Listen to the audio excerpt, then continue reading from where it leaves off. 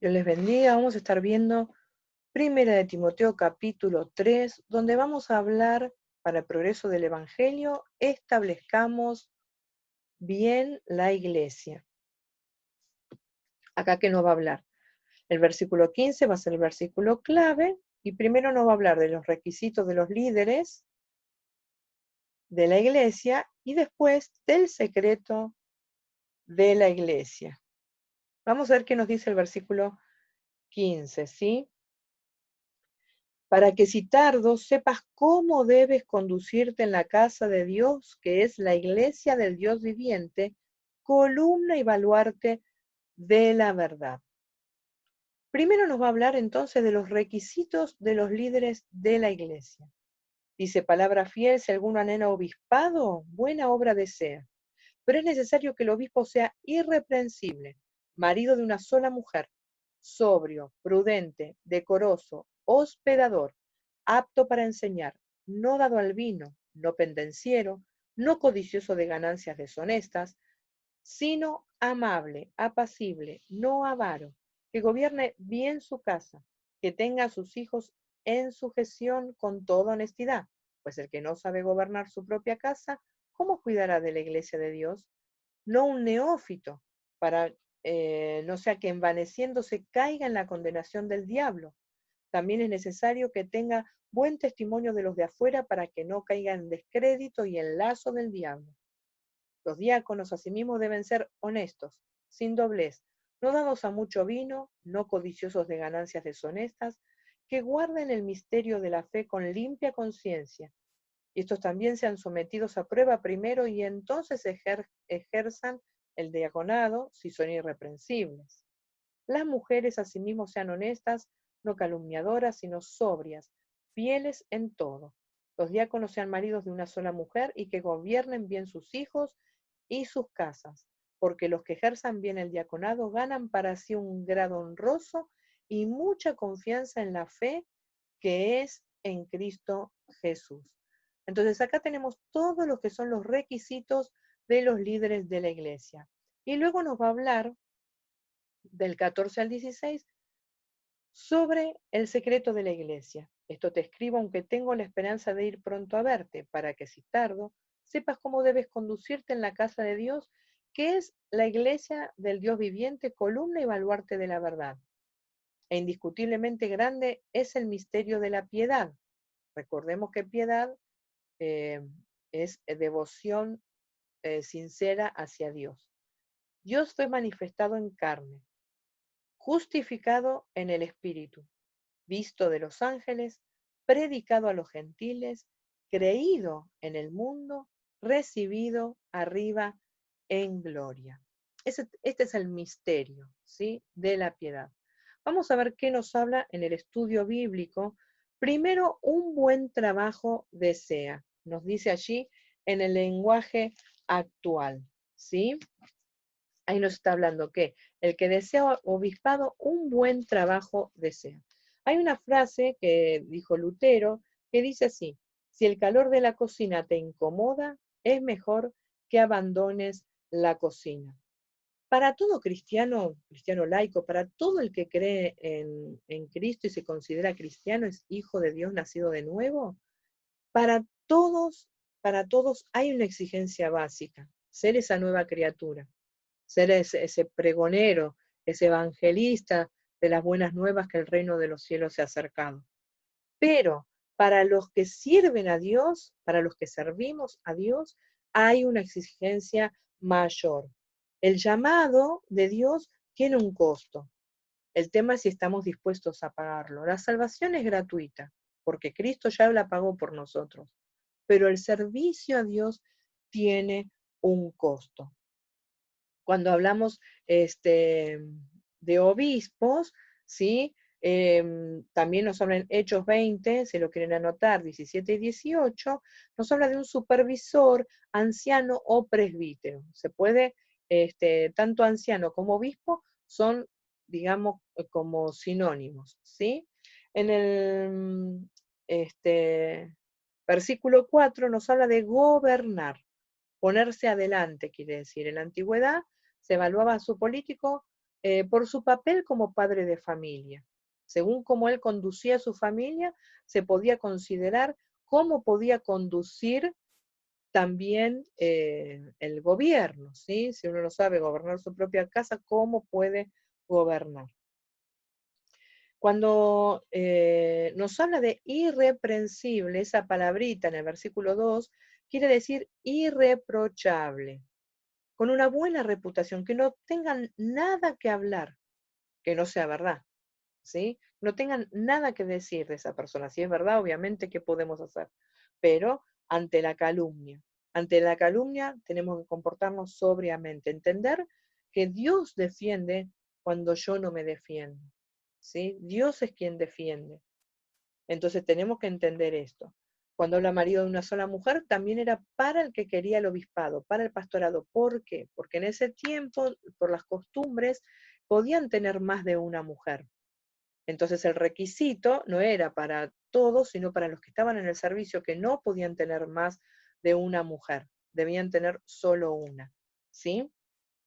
Cuando nos habla de sobrio, no está hablando de sobrio en el sentido del alcoholismo, sino sobrio en el sentido de su conducta, que no sea extremista o sentimentalista, o como solemos hablar de los cristianos sensuales, que se llevan por sus sentimientos, porque si yo siento, porque si yo vi, porque si yo toco, no, alguien que actúe por fe y para fe, como nos enseña la palabra, ¿sí? Así que una persona sobria no solo es una persona ordenada en su vida. Cuando nos habla de hospedador, también es un requisito para los pastores. Lo que sí es bueno que si vamos a hospedar a alguien como pastores, esto se lo hablo para los que tienen este tipo de actividad, tener un lugar aparte donde hospedar, ¿sí? Resguardando la familia siempre, y tener también una referencia de las personas a quienes hospedamos. Siempre, más en estos tiempos muy difíciles, donde se corren muchos riesgos en todo sentido, poder tener buenas referencias de a quién hospedamos, siempre que estén sirviendo a Dios, y tener un lugar específico para esto, ¿sí? Cuando habla apto para enseñar, yo para poder enseñar a otro, primero debo haber aprendido. Entonces, tiene que tener un espíritu enseñable, una persona tiene que poder ser enseñada para después poder enseñar a otros. Si yo me creo el dueño de la verdad y que no necesito aprender nada porque yo ya lo sé todo, ¿sí? Entonces no puedo enseñar. No sirve, no sirve. Todo el tiempo, uno cuanto más estudie, más aprende, lo único que vemos es que cada vez sabemos menos. Hay mucho más para saber y no lo estamos sabiendo. Que nosotros lo que queríamos que era un bosquecito había sido la selva amazónica, que no termina más. Entonces, poder entender esto, ¿sí? Lo maravilloso de lo que es más enseñar las cosas de Dios y que no solamente se enseña con lo que uno habla, sino con la vida, que es lo más difícil para todos nosotros, por lo menos para mí. Habla también no pendenciero, tiene que ser un hombre de paz, un hombre pacífico, los pacificadores, que también nos habla el Señor, no codicioso, amable, apacible, que respeta el pensamiento del otro, no que impone su pensamiento, ¿no? A veces, más con personas con carácter fuerte, por ejemplo, como el mío, es muy difícil poder plantear un pensamiento y no imponerlo, pero uno tiene que no imponerse, sino justificar nuestros pensamientos con bases coherentes, ¿sí? También nos habla en el versículo 4 y al 7 también del neófito. La palabra neófito nos habla de ignorante, alguien que recién está empezando, que no está sabiendo las cosas. Entonces es necesario que la persona esté capacitada, ¿sí? Que se capacite. El Espíritu Santo nos capacita, pero también nosotros tenemos que ir adquiriendo una madurez como cristiano, una madurez como persona, ¿sí? Crecer, y si tenemos un problema, porque muchas veces sufrimos situaciones en la vida, en la infancia, que nos estancan emocionalmente, entonces tenemos que sanarnos emocionalmente, sanarnos psíquicamente, sanarnos para poder ser ayuda y bendición a otros, ¿sí?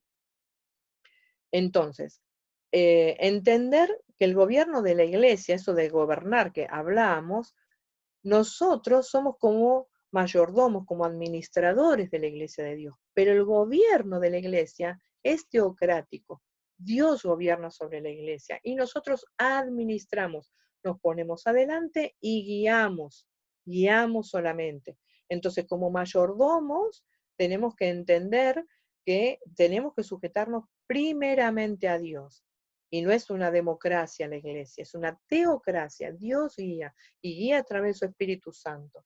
Para eso está la oración. Nosotros tenemos que entender que estamos en una guerra espiritual, una guerra abierta con el enemigo, y ya lo vimos en Efesios. En esta guerra espiritual, mi conducta, mis actitudes son esas armas espirituales.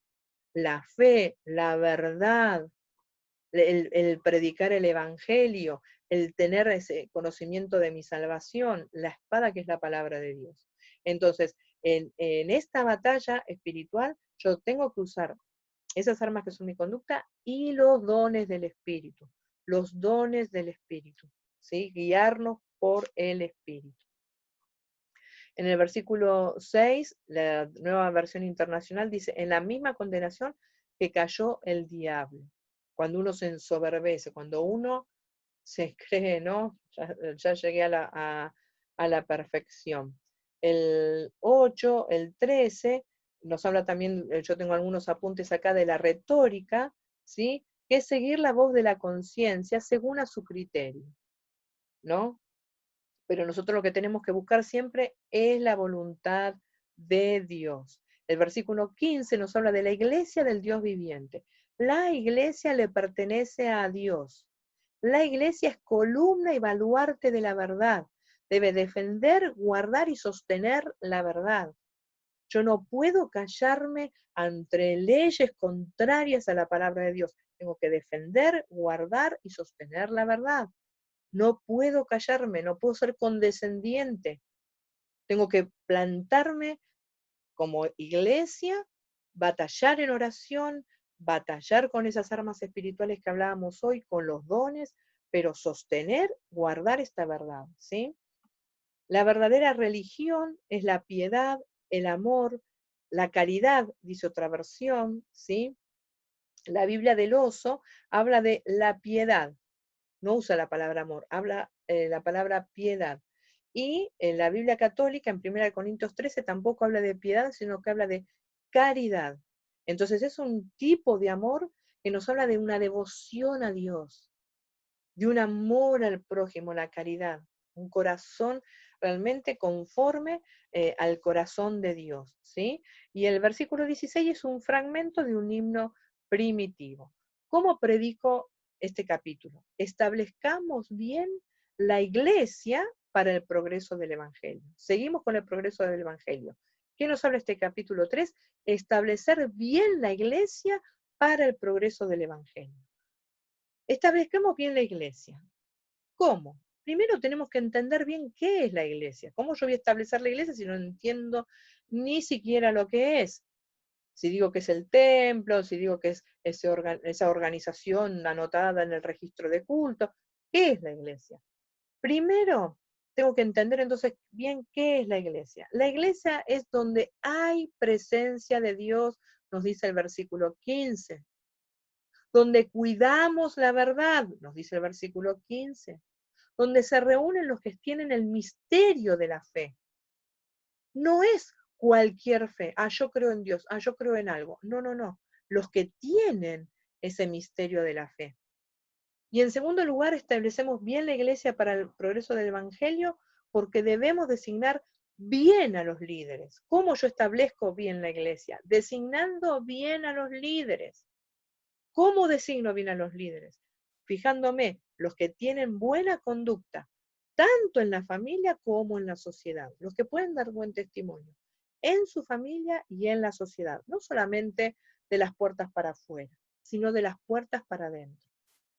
Tengo que tener una buena conducta en mi familia y eso también se tiene que ver reflejado en la sociedad.